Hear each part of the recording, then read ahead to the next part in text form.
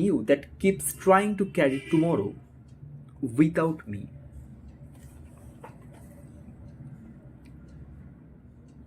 I am not only speaking to the trouble around you, I am speaking to the old agreement inside you, the silent belief that your future will be secured by your own speed, your own talent, your own charm, your own endurance, your own ability to read the room, shift the story, and stay ahead of the own.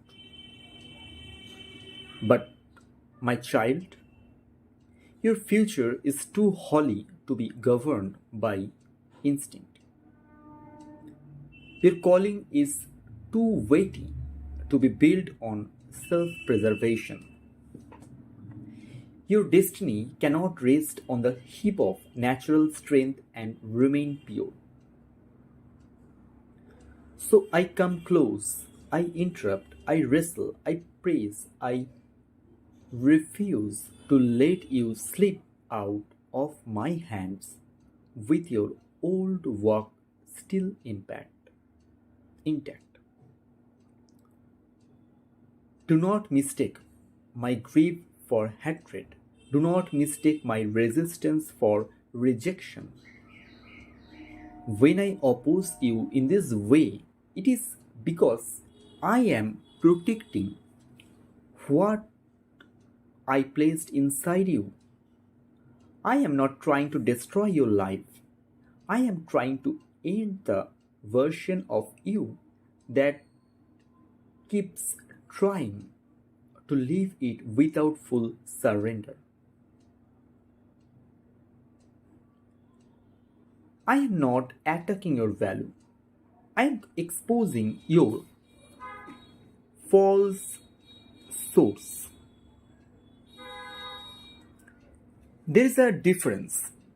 The enemy owns so that you will doubt me. I own the false strength so that you will know me. The enemy strikes to steal identity. I strike the old confidence so the true identity may arise. The enemy wants you crawling in shame.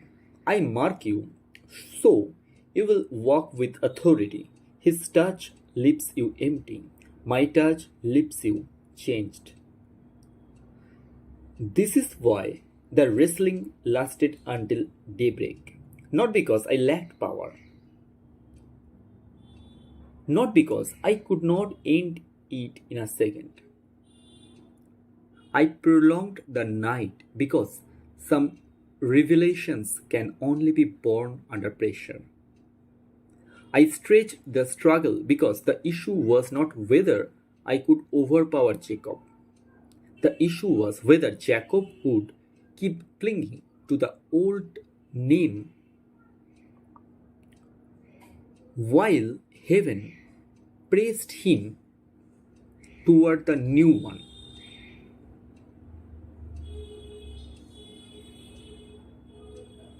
That is the tension of the night.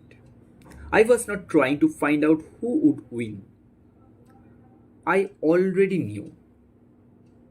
I was bringing him to the end of what he thought made him strong. I was leading him to the precise edge where striving becomes surrender and survival becomes encounter. The struggle stayed because the lesson had to sink deeper than speech. It had to enter bone. It had to enter memory. It had to enter the way he would walk for the rest of his life. And some of you are there now. You are in a night that seems too long, a pressure that seems too personal, a silence that feels too sharp. You have prayed, adjusted, repented, reviewed, and still the tension remains.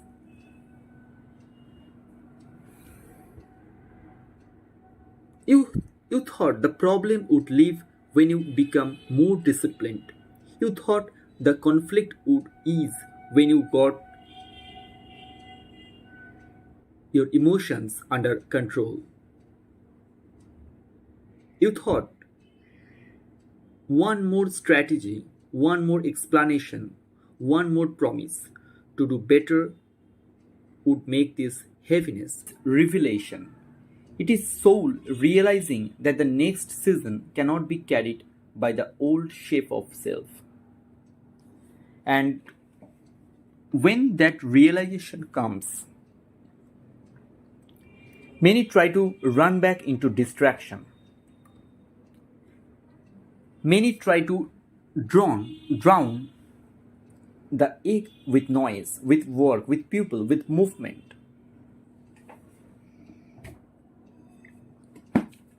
with shallow relief. But Jacob could not scroll past Jabbok. He could not numb the river. He could not outsource the night, and neither can you.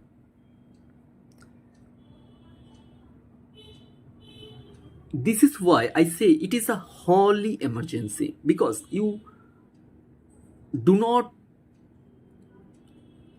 have endless nights to keep postponing surrender. You do not have unlimited crossings.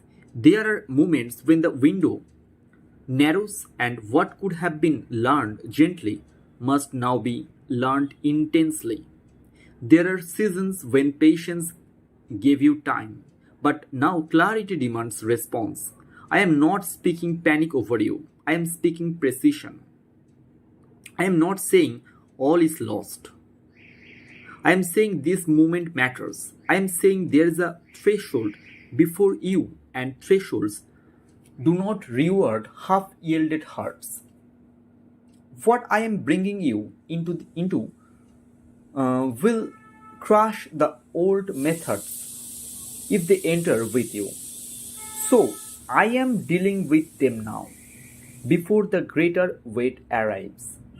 This is mercy, fierce mercy, timely mercy, mercy that does not whisper forever when the soul is near a decisive crossing.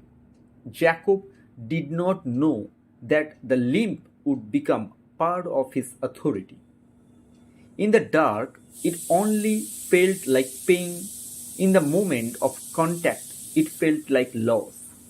When I touched the socket of his hip, I did not merely injure a muscle. I addressed a confidence. I interrupted a lifetime of movement powered by human capacity. I addressed a confidence. I interrupted a lifetime of movement powered by human capacity. I broke the ease of self carrying. I made natural strength unreliable so that supernatural dependence could become his staff. This is the mystery of this chapter. The wound was not the opposite of blessing, the wound became the doorway to it. So, if you like this video, please share and subscribe this channel, because I always think that you are not my subscribers, you are my family. And please accept my request to be a family member. So, better to be touched by me and never move the same again that remain untouched, and call that freedom. Some of you have asked me to bless you while secretly praying I would leave your natural hip untouched. You asked for increase, but not for dependence. You asked for promotion, but not for purification. You asked for destiny, but not for the death of the inner Jacob. Yet I am not cruel enough to answer that prayer the way your flesh wants. I will not hand kingdom way to an unbroken self outsource. I will not let the old deceiver wear spiritual languages and call that transformation. I will not rename what has not wrestled. I will not crown that has not yielded. The blessing you seek is real, the promise is real, the crossing is real, but the path into it passes through peniel. It passes through encounter. It passes through the terrifying mercy of my grief. And still Jacob clung. This is what moves me, not perfect language, not polished religion, not a man who never trembled, but a man who, after all his striving, finally aimed his desperation in the right direction. He did not let go, owned it, praised, exhausted, near dawn. He held on and said, in essence, I will not leave this night without your blessing. That was the turning. Not that he had never wanted blessing before, but now he wanted it from the hand that broke him free from false strength. This was no longer manipulation. This was hunger. This was no longer scheme. This was surrender wrapped in desperation. And heaven answers that cry. Do you see it now? The emergency is not that you are too broken. The emergency is that you keep trying to enter dawn without encounter. The crisis is not your weakness.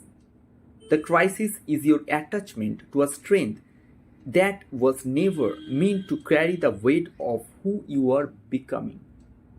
I am not ashamed of your need. I am calling it forward. Bring me the fear. Bring me the calculation. Bring me the secret rehearsals. Bring me version of you that still thinks survival depends on staying clever, guarded and first. Bring me the heap of natural confidence. Bring me the name you have hidden behind. Bring it into the wrestle. Bring it into the night. Because what I plan to establish in you will not be produced by your old work. This is the night when many would rather sleep. This is the night when many would rather keep scrolling, keep talking, keep blaming, keep postponing the ache. This is the night that 99% would ignore because it feels too costly, too exposing, too holy, too close. But if you have hours to hear me, then hear me now. I interrupted your flow on purpose. I stepped into your path on purpose. I let the pressure intensify on purpose. I brought you to the river on purpose, not to leave you there, but to transform you there, not to shame your history, but to stop it from ruling your future, not to end your story, but to begin the truest part of it. So do not fear the wrestling, fear a life that never enters it. Do not fear the grief, fear the illusion that your old strength is enough. Do not fear the limp, fear the unmarked work that never learned to lean on me. Because when dawn comes, and it will come, the greatest miracle will not merely be that Esau is ahead or that is that the river is behind. The greatest miracle will be that the one who rises from the dust is no longer the same man who fell there in the dark. And that is why heaven has raised its voice over this chapter. That is why I am urgent with you. That is why I will not let you pass quickly through this text and call it familiar. This is not just Jacob's night. This is your threshold. This is your holy emergency. This is the beginning of the limp. This is the first mercy of the breaking. This is the moment I refuse to let you walk into destiny by the power of your own hip ever again. Stay here with me a little longer. Let the night say what daylight has been unable to say. Let the river hear the truth your mouth has avoided. Let the silence expose what noise has protected. I am near. I am not watching from a distance. I am in the wrestle. I am in the pressure. I am in the interruption. I am in the wound that becomes wisdom, in the breaking that becomes balance, in the touch that becomes testimony. I am your shield. I am your strength. I am your song. But first, I must become the one you lean on. And this is why this night cannot be skipped. This is why this chapter carries fire. This is why Jabbok matters. Because before I change your circumstances, I am confronting your source. Before I settle what is ahead of you, I am touching what is inside you. Before I let you cross, I will make sure you know that the life ahead will not be carried by Jacob's grip, but my presence. When you rise from the night, you may not move as quickly. You may not trust yourself the same way. You may not feel as impressive to your own eyes, but you will be truer. You will be deeper. You will be anchored. You will know that what kept you was not your cleverness, not your pace, not your talent, not your last minute arrangement, but the hand that met you in the dark and loved you enough to own what would have ruined you later. That is the arrest of heaven. That is the mercy of Genesis 32, and this is only the beginning. Look at me right now. Stop pretending you are untouched. You have called yourself tired, and that is true. But your weariness is deeper than what sleep can heal. You have called yourself stressed, and that is true. But the pressure inside you was not born this week. You have called yourself strong, and that is also true. But much of that strength was learned in places where you should have been comforted and were not. So you adapted. You became alert. You became careful. You became skilled at reading danger before it spoke. Welcome to this live session. So today is 13th April 2026. So we are back with this live session, and today we will discuss how there is a moment heaven refuses to let you keep running with an unbroken stride. God says, I see how long you have lived as Jacob lived. I see how long you have carried promises in one hand and fear in the other. God says, I see how long you have loved destiny while still bargaining with survival. So, you want the blessing, but you also want control. You want the future, but you also want the comfort of your old reflexes. You want me to open the door, but you still want to walk through it with the same natural strength that carried you through the old life.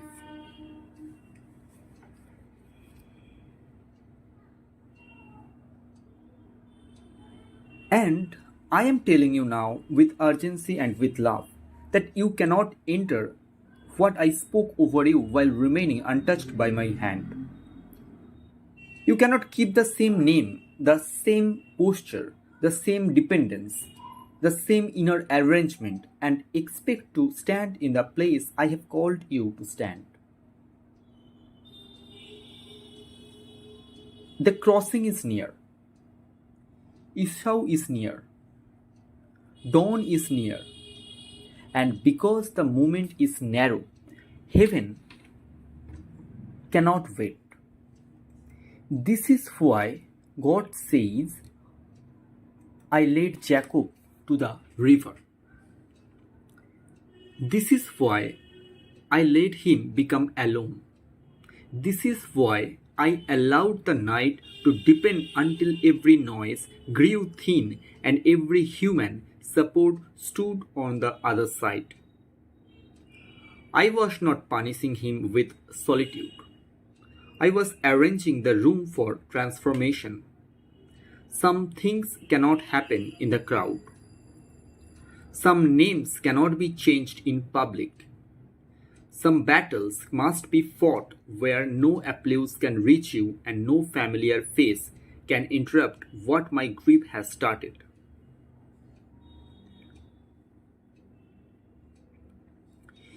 You call it isolation, but I call it sacred preparation. You call it abandonment, but I call it precision. You thought being left alone meant you were exposed. In truth, being left alone meant you were family, finally in the place where disguise could no longer help you. Hear me clearly. The emergency of this chapter is not Esau. The emergency is Jacob.